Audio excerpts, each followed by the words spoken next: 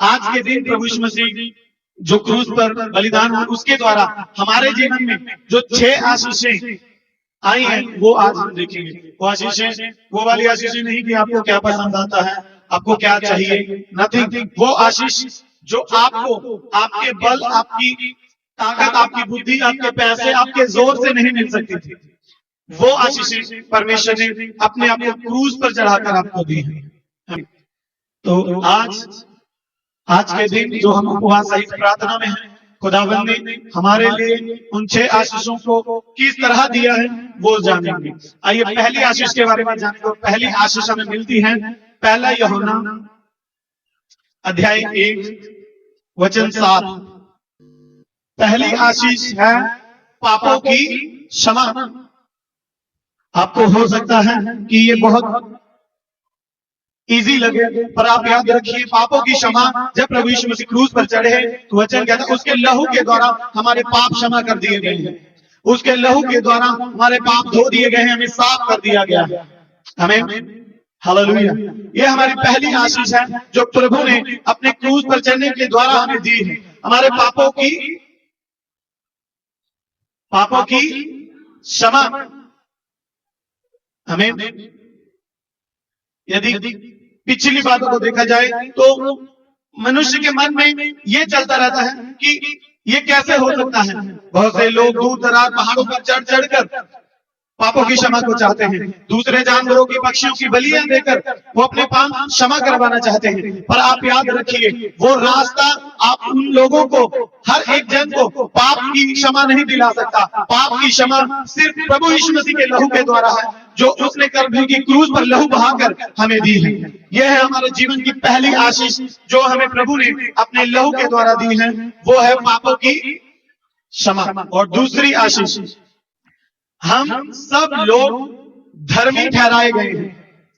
धर्मी का काम क्या है? परमेश्वर को जानना, प्रभु के वचन की खोज करना, उसकी आज्ञाओं को मानना। हमारी दूसरी आशीष है कि हम परमेश्वर के क्रूस पर चढ़ने के द्वारा, उससे मेल मिलाप करने के द्वारा धर्मी ठहरा दिए गए। आमीन। यदि वे अपने शरीर में कोड़े नहीं खाता और क्रूस पर नहीं चढ़ता तो हमारे पास धर्मी ठहरने के लिए कोई रास्ता नहीं था। एक इकलौता रास्ता है हमें धर्मी ठहराने के लिए, वो है क्रूस का बलिदान जो प्रभु यीशु मसीह ने सहा। आमीन, हालेलुया। कितनी आशीषें हैं? 6। पहली आशीष है पापों की और दूसरी आशीष है हम धर्मी ठहराए गए हैं क्रूस पर चढ़ाए जाने के द्वारा प्रभु यीशु मसीह के। आमीन। और उसके अलावा कोई और रास्ता नहीं है। धर्मी ठहरने का कोई और रास्ता, पापों की क्षमा पाने का कोई और दूसरा रास्ता, सिर्फ एक लौता एक ऐसा रास्ता है जिससे हमारे पापों की क्षमा है, हमारे पापों से मुक्ति है, वो है प्रभु यीशु मसीह का लहू। वो इतना पाक है। आज देखिए लोग हजारों किलोमीटर दूर चलकर जाना पसंद करते हैं। वो ऐसा सोचते हैं कि ऐसा करने से उनके पाप धुल जाएंगे, मिटा दिए जाएंगे।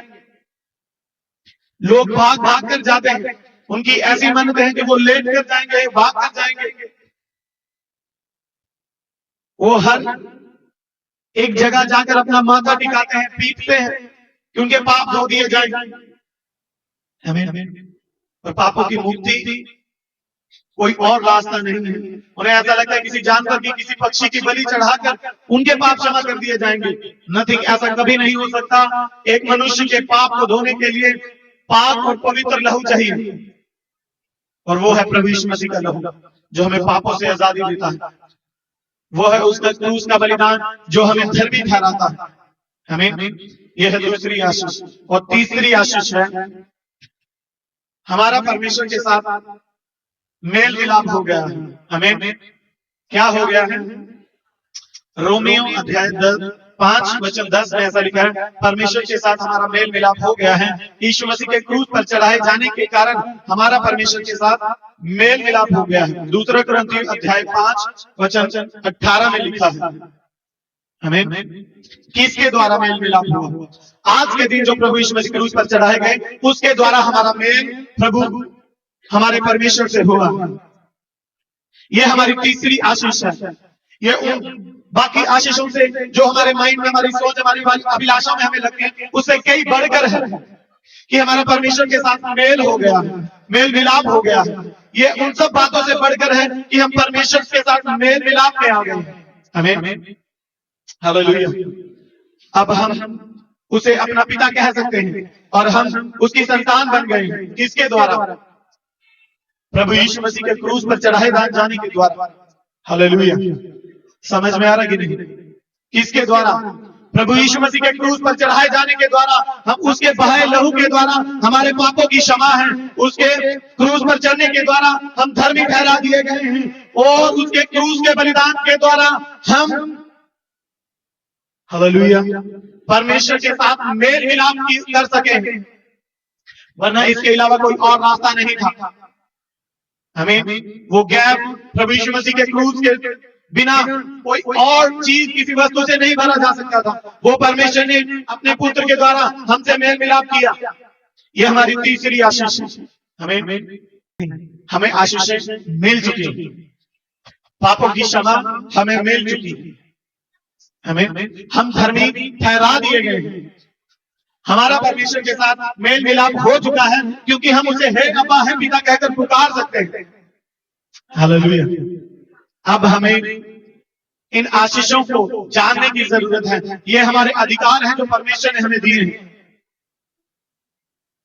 और चौथी आशीष है, हमें श्रापों से मुक्ति मिल गई है। हमारे श्रापों से हमारी मुक्ति हो गई है, यानी छुटकारा हो गया है। रोमियो अध्याय 8 वचन 1 में लिखा है, हमें श्रापों से मुक्ति मिल गई। यीशु मसीह के क्रूस पर चढ़ाए जाने से हम सभी हमारे श्रापों से मुक्त हो गए हैं। शैतान हमेशा हमारे पापों को दिखाकर और बीते हुए पापों को याद दिलाकर हमारे ऊपर शाप लेकर आता है हमें। लेकिन अब जब हम मसीह यीशु में हैं, अब हम पर दंड की आज्ञा नहीं। अब हमारे ऊपर किसी भी प्रकार के जादू टोना या किए गए की शक्ति प्रबल नहीं हो सकती। हमें क्यों? क्योंकि हम सब श्रापों से, सब कलंकों से, सब जादू टोने से आजाद कर दिए गए हैं। आप हो नहीं सकते, हो चुके हो ऐसा जानकर आपने आगे चलना है। आपके पाप क्षमा होंगे नहीं, बल्कि हो चुके हैं ऐसा जानकर आगे बढ़ना है। आप धर्मी बनोगे नहीं, धर्मी ठहरा दिए गए हो, ये जानकर आगे बढ़ना है। हम परमेश्वर से मिलेंगे नहीं, हमारा परमेश्वर के साथ मेल करा दिया गया है, ये जानकर आगे बढ़ना है हमें। हालेलुया। और हमारी चौथी आशीष है, हमें हमारे श्रापों से, हमारे उन वंशों के श्रापों से परमेश्वर के क्रूस पर चढ़ाए जाने के द्वारा, प्रभु यीशु मसीह के क्रूस पर चढ़ाए जाने के द्वारा आजाद कर दिया है। ये हमारी चौथी आशीष है। हमारा परमेश्वर से मेल मिलाप कर दिया गया, किसके द्वारा? प्रभु यीशु मसीह के जरिए। और चौथी आशीष श्रापों से मुक्ति। आज श्राप क्या है हमें समझ में नहीं आता। श्राप क्या है? हमें लगता है जो हमारे घर में झगड़े हो रहे हैं, ये हमारा एक दूसरे के प्रति प्रेम नहीं है, हमारा स्वभाव बन गया है। नहीं, ये वंशों का श्राप है। यदि एक चीज जो आपके आने वाली पीढ़ी में चलती जा रही है, बढ़ती जा रही है, आपने छोड़ी, आपके बच्चे ने पकड़ ली, आपके बच्चे ने छोड़ी, उसके बच्चे ने पकड़ ली, तो ये श्राप है जो आपके वंश को छोड़ नहीं रहा हमें। हालेलुया। मैं विश्वास करता हूं कि आप ध्यान से सुन रहे होंगे। आपने छोड़कर नहीं जाना है। आपने इन अधिकारों के साथ आगे बढ़कर चलने का निर्णय लेकर जाना है। ये आपको मिल चुका है। बस आपको मैं याद दिला रहा हूं कि आप इन चीजों को भूले नहीं। आपके पास अधिकार है। आप श्राप से आजाद कर दिए गए हो।